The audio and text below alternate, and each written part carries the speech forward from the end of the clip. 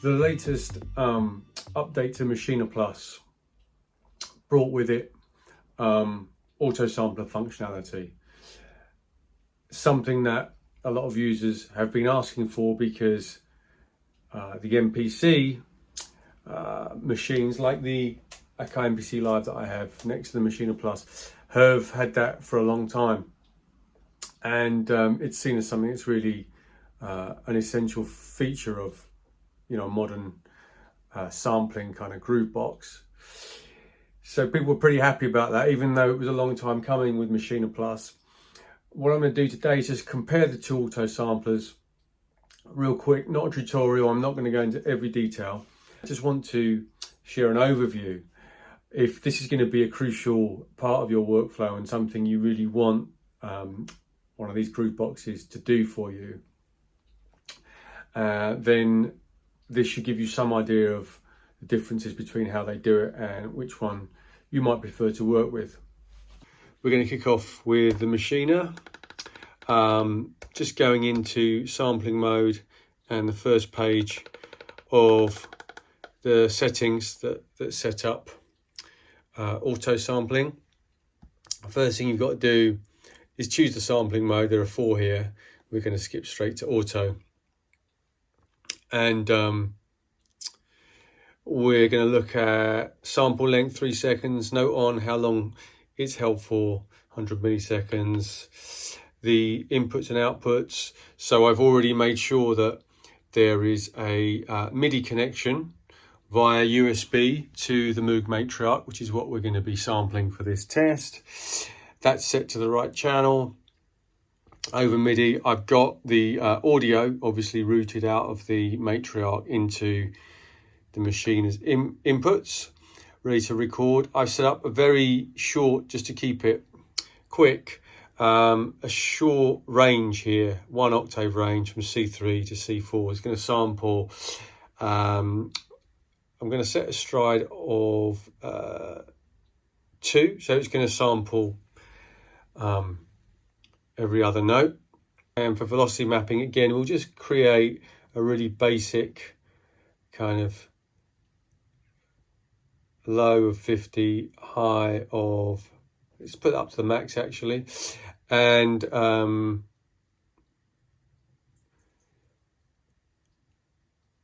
again, to keep things quick, put in quite a high stride. And I'm going to leave all the batch processing kind of shortcuts on because they're helpful generally. Find a loop, trim, silence, and normalize, because I'm going to play a kind of pad sound with a bit of a tail, so that loop function might be handy. Wouldn't bother with that if you were just sampling straight percussive hits or really short plucky sounds or something. And monitor on so we can hear what's going on. I'm just going to quickly give the Moog a blast from the keys to make sure, yep, we have the signal coming in. Press start. The sampling button lights up red to know we're recording, and we get this dialogue here on the right screen. You can see we're monitoring visually, so we know there's signals coming in, and it gives you a clue as to how long it's going to take, because it's 6 through 28 total notes, the way we've set up that setting. And there we have it. So that was 28 note triggers that it sampled using the various velocity layers across that 1 octave that we set up. It didn't give us a timer, but I timed it at about 2 minutes all in all. So that gives you some idea. And remember, that's 3 second samples each time. And it's just about enough time to go and make a cup of coffee, which is handy. And what you can see straight away is on the left side of the screen, it's showing you the sample zone mapping, and in that zone that we selected, you can see there's more individual slices, which is what you'd expect. that's where we're getting more individual notes sampled, and obviously the rest is just going to be kind of like time stretched across those zones. So what do we do now? We've got this. We want to basically a few different ways to save it or apply it. We want to apply it to the kind of sound we're currently selected, bank B, yellow lit up, and the pad, first pad here. We're just going to hit apply.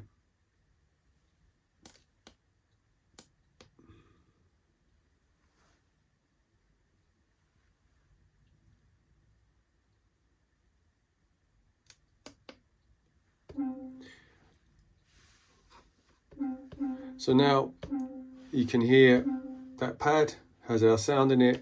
If we go to keyboard mode,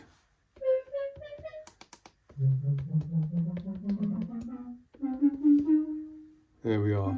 And obviously we can go and save that as a sound. With samples, yes, because we want to be able to load it up and have all the samples mapped as they are. And we'll call that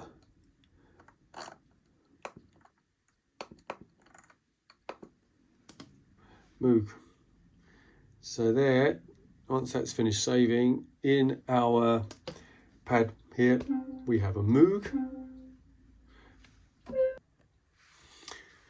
Moving over to the MPC Live now and hitting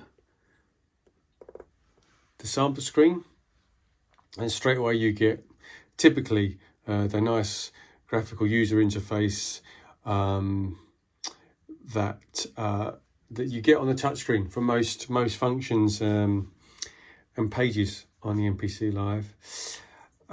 And getting into the auto sampler is as simple as pressing this button up here, this icon, sorry. Before we actually start, just want to check that we have sound coming in. So what we're going to do is switch to this audio track. I've patched in the Moog Matriarch to the MPC Live just as it was patched in through the stereo inputs on the Maschine Plus. And once again, I've got MIDI in and out both connected, because the MIDI signal has to go both ways for the auto sampling to work. That's one thing to bear in mind. The Maschine Plus, I just had it running via the USB cable.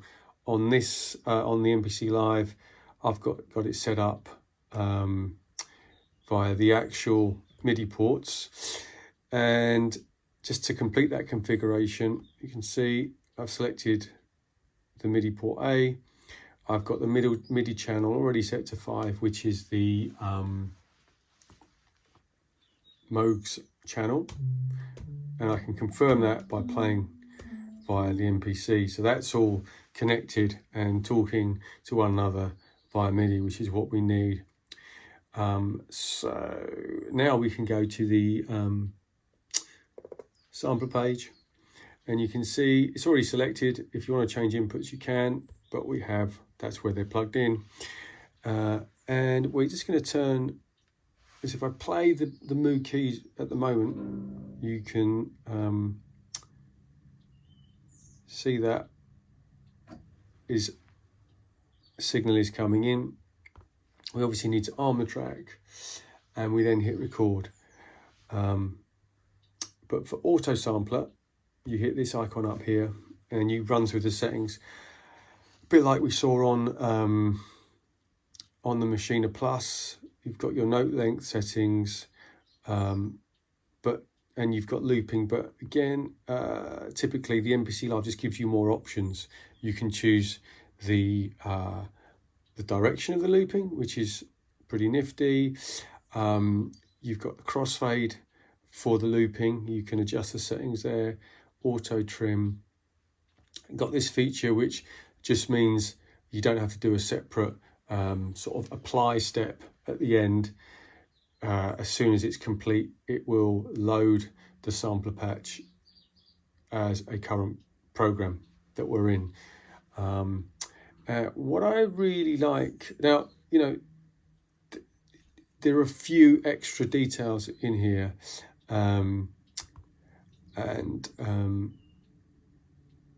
but broadly speaking, I'm just going to make the settings. I'm going to make the settings correspond to how we had it set up on the Maschine Plus. Yeah, C3 to C4, stride of 2, velocity. Again, we had that at 60 and that at 100 with 2 layers effectively.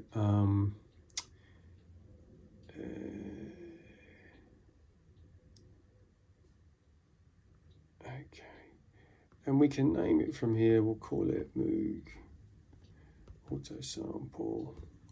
Do it, Moog, yes, I like it. Okay, now what I love about the MPC is it gives you an exact timer. So 48 seconds here, which sounds a bit quicker than the Maschine Plus was. Maybe I've not done everything exactly the same, you know, so wait. Yeah, no, 3, I'm just seeing here, note length, it does it in milliseconds on the Akai. I find that, okay, I get it, but I like seconds. 3 seconds we had on the Maschine Plus, 3000 milliseconds here. Let's just do it. Okay, so that's all done. Now back on the main screen, you can see in that track, we have the key group program that was just created automatically as we completed auto sampling. And if I go into the program edit page, there we get to see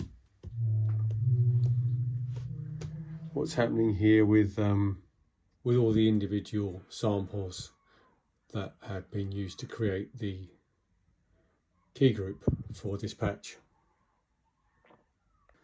Yeah, and what I like about the MPC approach is when you're in sampler mode, auto sampler mode, this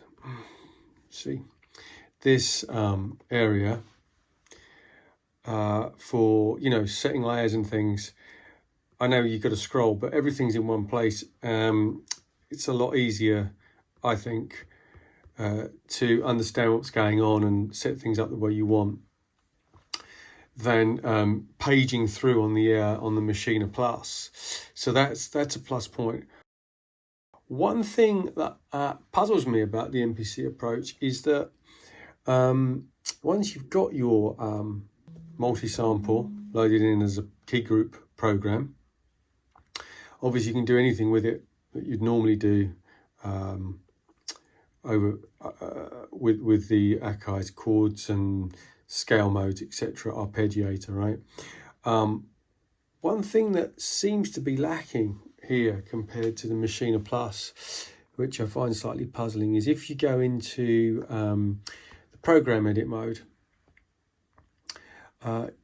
there's so much you can do with the program. You know, you can look at all the individual layers, apply envelopes, LFOs, etc. A lot of which you can also do on the Maschine Plus. But what you don't get there is a visual representation of the key groups. You get a menu with a list you can open up from the top, so you can select which key group you're looking at or editing, or apply changes to all. And if you go into sample edit, again, there's a lot you can do with individual samples. So within this key group, you can choose very quickly any of the samples we've made and tweak them individually. But again, there's nowhere I can see that just gives you a visual representation of the zones, of the way the sample is being multi-mapped in the way you might be used to on a software sampler. But the Maschine Plus does that. And I find that a really handy visual reference. I may be missing something. I've been through the manual and I've checked all the obvious places on the MPC Live's kind of pages. So if I've missed it, apologies. Please let me know in the comments. Where is that key zone kind of visual map for multi-samples? Yeah, but other than that, as you can see, both make the job of sampling your external hardware really simple. Of course, anything you've seen me do on these machines, you can do using the same process with internal plugins or sounds to lighten the load on your CPU. But the one difference being when you set it up with hardware, you've got to get those MIDI connections running both ways, and of course your signal input set up before you start.